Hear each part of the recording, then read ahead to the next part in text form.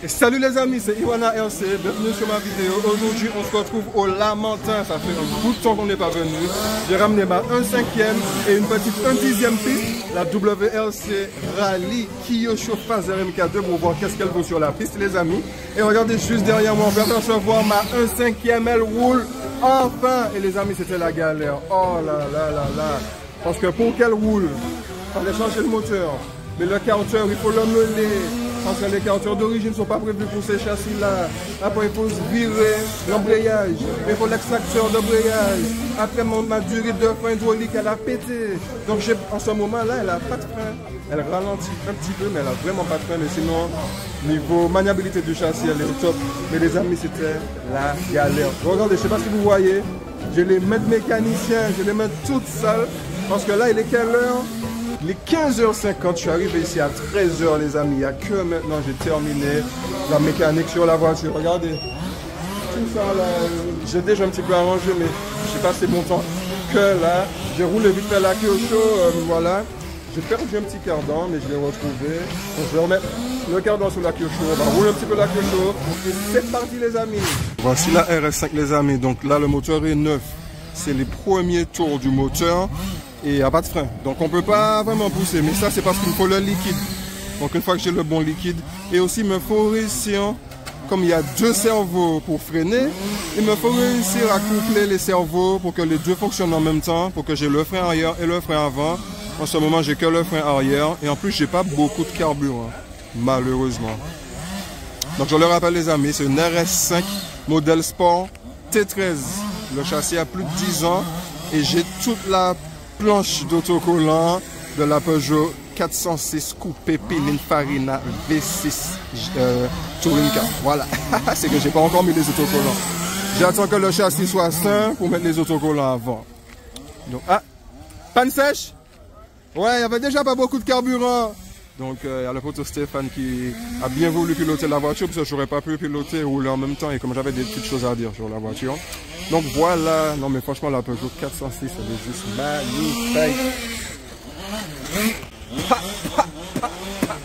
Donc voilà les amis, donc là j'ai juste pas de carburant. Après il y a les copains qui ont du carburant, mais je pense plus que je vais rouler la Kyosho. Et regardez cette magnifique Porsche. Ne rigole pas. Ah ouais, c'est un débutant, mais il ne rigole pas. Il envoie sec, il a des freins, il a des bons pneus. Ouais, la KO est un petit peu mangée quand même. On se retrouve avec Stéphane et là c'est sa voiture à lui. C'est une Mecatech et c'est quoi le nom du châssis plus précisément? FW01.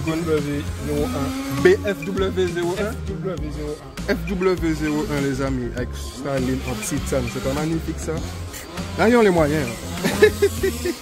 On se fait plaisir. Ah ouais, et elle roule bien. Par contre, il n'a pas changé la carrosserie. Donc, quand on vient, c'est sentimental.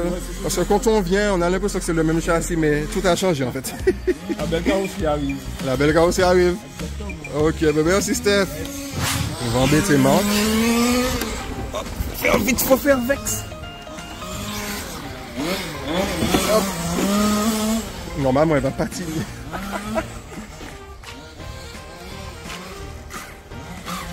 Oh non, je pensais que ça allait patiner.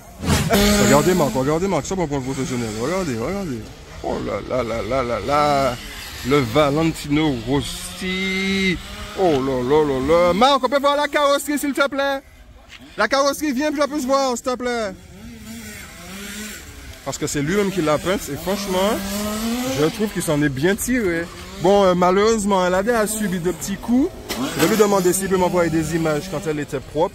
Mais franchement, il s'est bien débrouillé avec le petit Mac écrit là en mode bien stylé. Donc super, franchement, au top. Donc les amis, je vais lui remettre son petit cardan et je vais rouler un petit peu avec la 1/10e.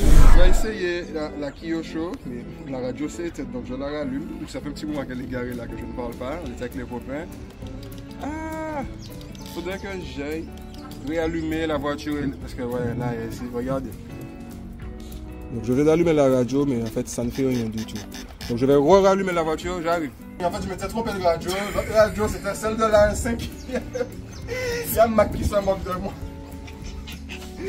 Donc on va essayer la petite Kia chauffageur MK2 sur la piste. Et en plus j'ai profité qu'il n'y a plus personne parce que Mac avec ça, au bas où il peut VT2, on dit à tout prix pour les classer, pas mettre 15e. Et elle est réglée rallye, j'ai rien fait dessus. Allez c'est parti.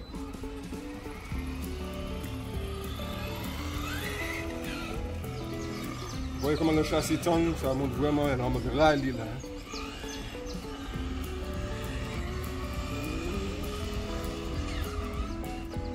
Après on verra l'état des pneus. Et elle demande aussi un petit peu d'huile, ça s'entend, elle couine.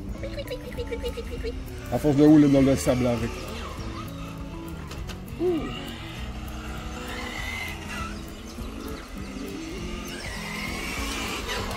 Ah, c'est dommage que le cerveau m'embête parce que je sens que j'aurais pu vraiment faire quelque chose de bien mieux. Je suis en 2S hein, les amis. Hein. En 50C, ouh. En lipo HV, 5200 mAh, 50C. Pas ouf du tout. T'as vraiment elle a pris l'épingle. Donc on sent quand même que c'est une voiture redoute, une petite dixième. Mais peut-être pour la piste comme ça, plus la version piste justement, au lieu de la version rallye. Après bien sûr on peut changer les amortisseurs. Ouh, ouh. Là, je peux pas que c'est passé. Attends, voilà si le pneu ne s'est pas arraché. Parce que là elle a fait. T'as vu ça sur place, elle a fait un tac. Voilà, et aussi réglage de diff et tout pour la piste. Voilà. Donc je crois qu'il y a un souci. Elle fait du sauf si y a un truc. Ah voilà, j'allais sortir le truc. Un truc comme l'autre. Mais franchement pas mal, hein. Pas aussi bien qu'une GT8. Ah oui, j'ai quelque chose dedans. Ouais. Il y a quelque chose. D'abord. Je sais pas, mais il y a quelque chose. Elle parle d'un coup. Peut-être que c'est le cerveau, hein, il est en train de mourir. Et je disais pas aussi bien qu'une GT8. Mais on va de petit budget, on n'a pas forcément le moyen de s'acheter plein d'autres modèles. Donc je pense que vraiment une petite queue comme ça en un dixième, ça fait l'affaire, honnêtement. Mais je dois avouer, c'est pas aussi puissant qu'une GT8 et pas aussi fun aussi. Non, il y a un souci. Ouais, la direction, regardez. Attendez, je vais mettre face à la... Déjà là, regardez, vous voyez comment elle braque à gauche? Je suis à toute. Et là, je braque à droite, vous voyez? Il y a vraiment un souci à la direction. Et ça, c'est des cerveaux RTR, les amis. Donc voilà une petite idée de ce que donne la Kia Phaser MK2 WRC Subaru Impreza 2001 donne. On va y arriver. Je vous explique qu'est-ce qui se passait. En fait, regardez. C'est super sympa, merci Olivier. C'est sûr qu'on va m'entendre parler. Excuse-moi, je termine la vidéo, je te laisse souffler ta voiture. Mais en plus, t'as même pas encore roulé. Qu'est-ce que tu souffles là? Après rouler qu'on souffle normalement. C'est trop propre, regardez les amis. Là, ça bête. Donc, on rapport. Donc, les amis, regardez. C'est toujours les LED, c'est super. Mais j'avais pas remarqué que ça commence à se décoller. Et ça s'est pris dans la transmission. Donc, c'est pour ça qu'on avait ces petits soucis là. Donc, regardez. Hop. Voilà, elle retourne. Vous voyez? C'est bon. Voilà, au top. Je veux bien rescotcher tous les LED à l'intérieur de la carrosserie. Et j'ai eu de la chance parce que regardez, ça ne s'est pas abîmé. Donc je vais remettre du Charterton, c'est solide mine de rien. Et du coup, je vais garder mes LED, mais ce sera bien scotché à l'intérieur. Donc voilà, c'est juste ça qu'il y avait. Mais je dois dire quand même, faut changer le cerveau. Regardez l'état des pneus. Ils sont un petit peu mangés. Mais franchement, depuis le temps que j'ai la voiture, l'ancien propriétaire le sait parce qu'il roulait avec ça aussi. Et là, j'en voyais sur la piste. Ils sont toujours en bon état. Donc franchement, je pense que les racheter pour du loisir, bien sûr, c'est pas une si mauvaise idée en vrai. Les amis, c'est tout pour cette vidéo. J'espère qu'elle vous aura plu. N'oubliez pas de laisser le petit pouce bleu si vous avez aimé, si vous voulez voir d'autres vidéos sur la piste. Et aussi, si vous avez une question à poser, un commentaire. Donc, l'espace commentaire est fait rien que pour ça. Donc voilà les amis, c'est tout pour cette vidéo. J'ai fait exprès de ne pas trop parler de la 1/5e parce qu'il y aura une autre vidéo qui sortira. Parce que là, en fait, tout est arrangé, c'est bon, tout va pour le mieux. Il faut juste remettre de l'huile pour les freins, pour avoir un meilleur freinage.